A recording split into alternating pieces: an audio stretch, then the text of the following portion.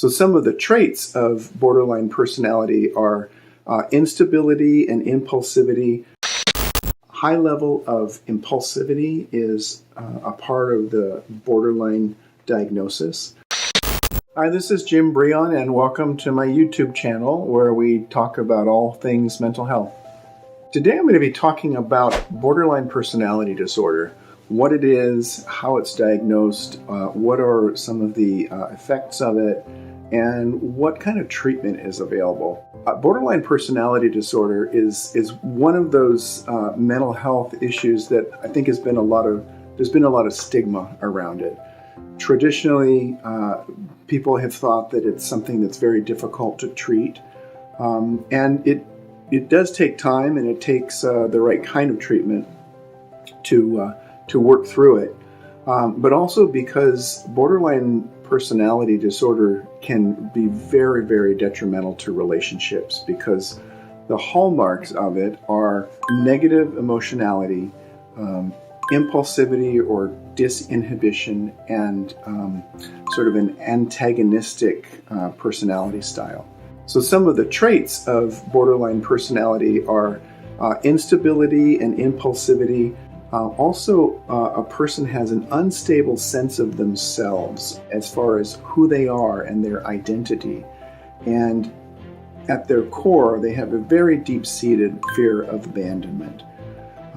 There's reasons for this, and we'll go into a little bit later, but the abandonment can be real or perceived. In other words, because their nervous system is so highly tuned to look for abandonment, they see it in other ways that aren't meant to be abandoning. The truth is that adults really can't be abandoned. Children can be abandoned because they don't have any resources to take care of themselves if they don't have a caretaker. Adults actually have resources, but it feels like abandonment to a person with BPD. And there can be a rapid cycling of mood changes, which is one of the reasons that BPD is often misdiagnosed with bipolar disorder. And it can also be seen through the lens of narcissism.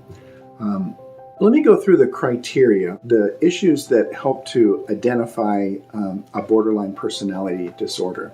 First of all is that fear of abandonment, whether the abandonment is real or perceived. They will always have that fear that someone is going to leave them, and it makes them very vulnerable emotionally, and they can actually revert to a very childlike state in some ways. They have unstable and intense relationships. Their relationships are often chaotic. There's lots of anger and mood swings, and it can be very, very difficult to live with a person with borderline personality disorder. It can be very difficult on family, on loved ones. There's an identity disturbance. It's that unstable sense of self.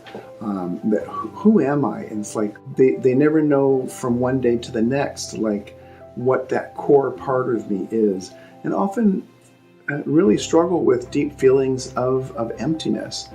And that's another way that when people see these shifts in identity, it can look like other things, including some people will say like they have multiple personalities, DID or dissociative identity disorder.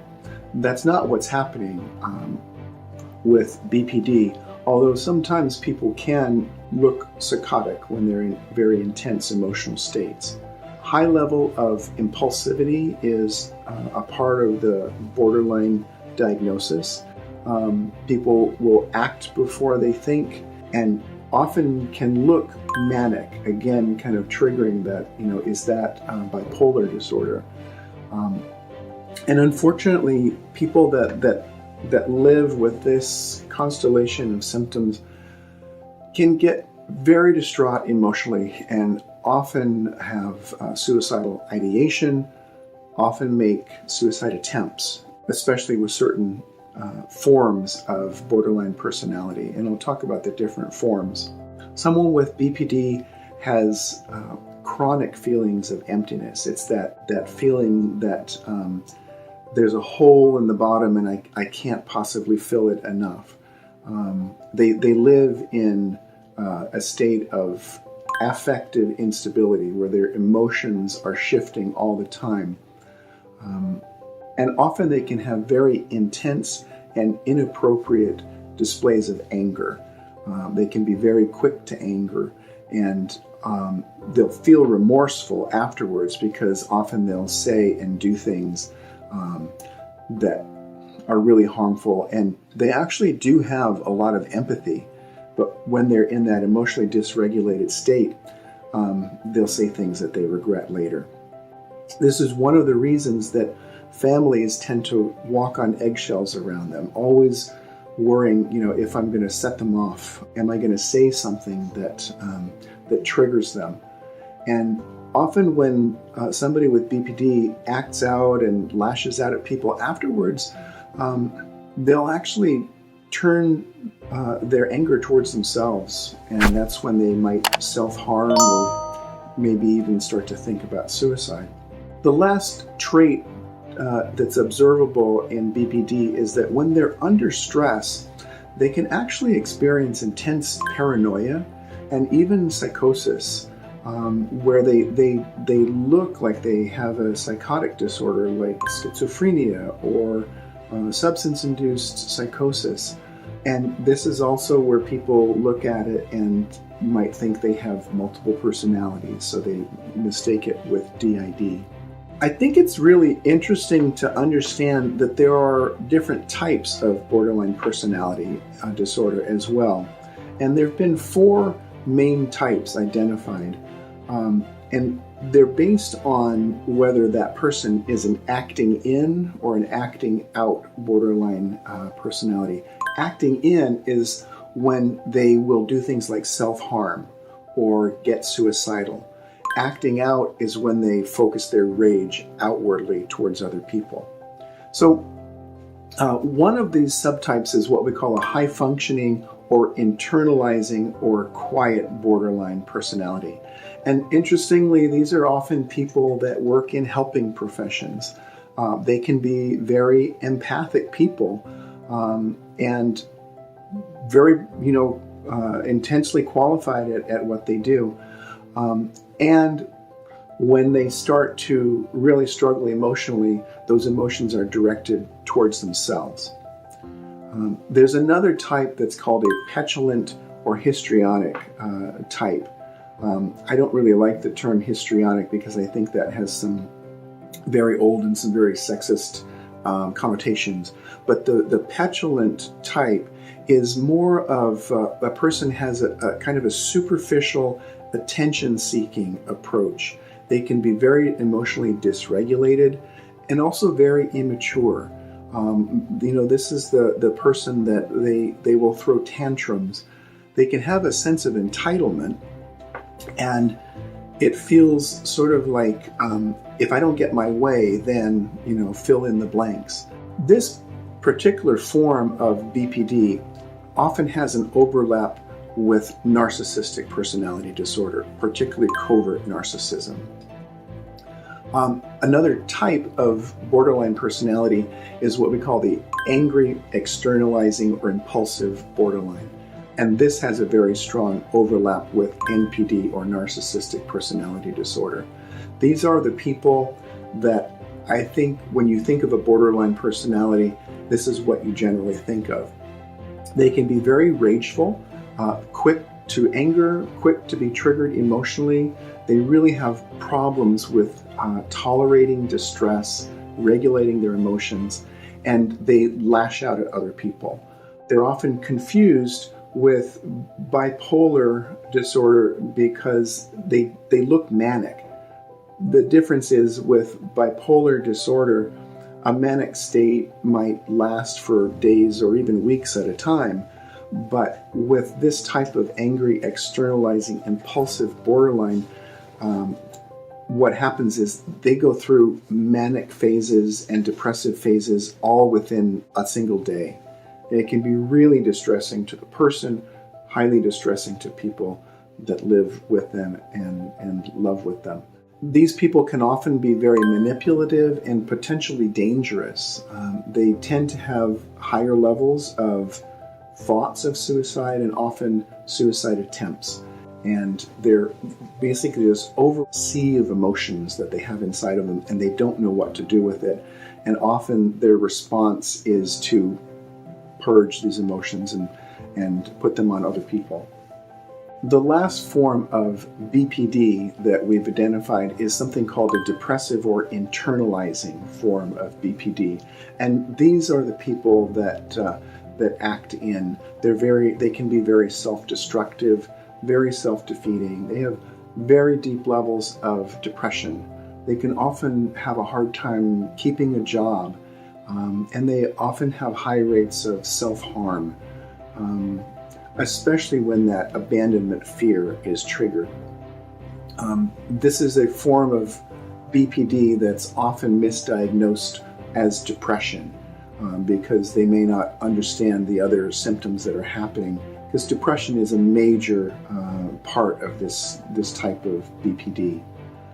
And they can often neglect themselves and neglect other people.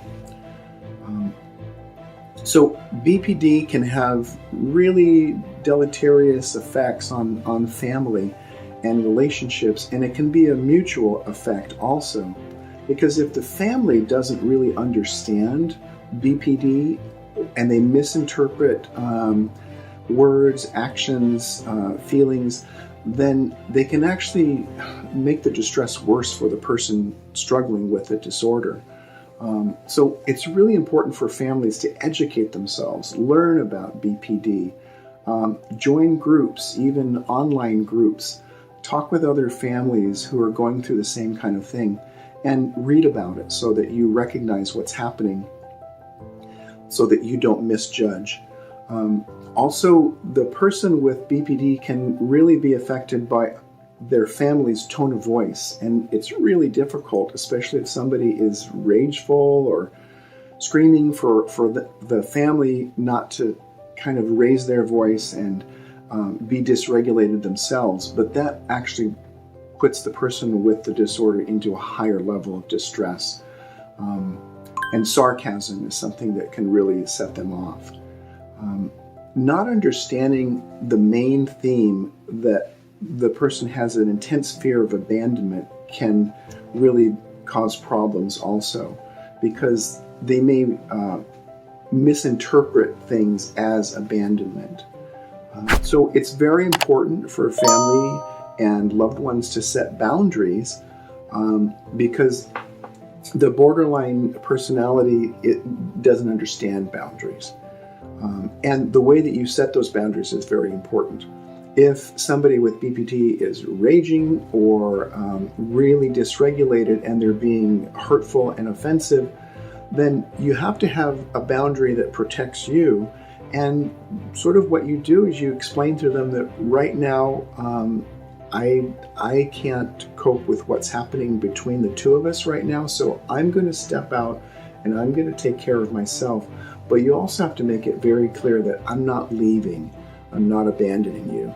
But sometimes you do have to set a boundary where you protect yourself and you let that person know that I'm going to step out of this particular situation. You just want to make sure that they know that you're not leaving them. The family often ends up walking on eggshells, and that can be exhausting. Always being vigilant and worrying that you might set somebody off, that can be really, really exhausting. So what can you do to try to help somebody with BPD? The best thing I think you can do is educate yourself and try to get them into treatment. The reality is that you can't force somebody into treatment, however, but you can let them know that there's help, and you can help them to not feel helpless and hopeless. But sometimes that's where families get, because they feel like we've tried everything, and nothing is working. So the family needs to get help, and the person struggling with the disorder needs to get help. And both of you need self-care, and you need self-compassion. As to what causes BPD, it's believed that it's a biosocial causation. meaning that people can be born with a temperament that makes them more vulnerable to emotions. And then if they're raised in an environment that is chronically invalidating, where they're told that their emotions don't make sense, or that you're just overly emotional, or you shouldn't feel that way, that can actually feed the development of a borderline personality. As far as treatment, there actually is treatment for BPD, and the most effective treatment for it is something called DBT, or Dialectical Behavior Therapy. This is a form of therapy that's specifically been designed to treat people with borderline personality, and it's focused on teaching skills of mindfulness, how to just be here in the present moment without getting caught up in stories and emotions, and how to regulate emotions, how to tolerate distress, meaning how do I get through a difficult moment without making things worse, and also learning interpersonal effectiveness, how to communicate in ways that can get your needs met but also protect relationships and protect your self-respect. And one of the main ways that DBT helps people is by teaching them about something we call wise mind. It is that place where you're not driven by your emotions, although you can feel your emotions, and you're not caught up in your head so that you're in this thinking mind. So you're not in emotion mind either. It's where you can feel your emotions and experience them mindfully, and we call that wise mind. And when you're in wise mind, you're regulated, you have access to things like trust, intuition, and you're more regulated and in a state of calm. So if the video is helpful, I encourage you to like and subscribe, and also put comments down letting me know what you'd like to hear about. And I'm glad to answer the comments and provide more material that I hope is helpful to people.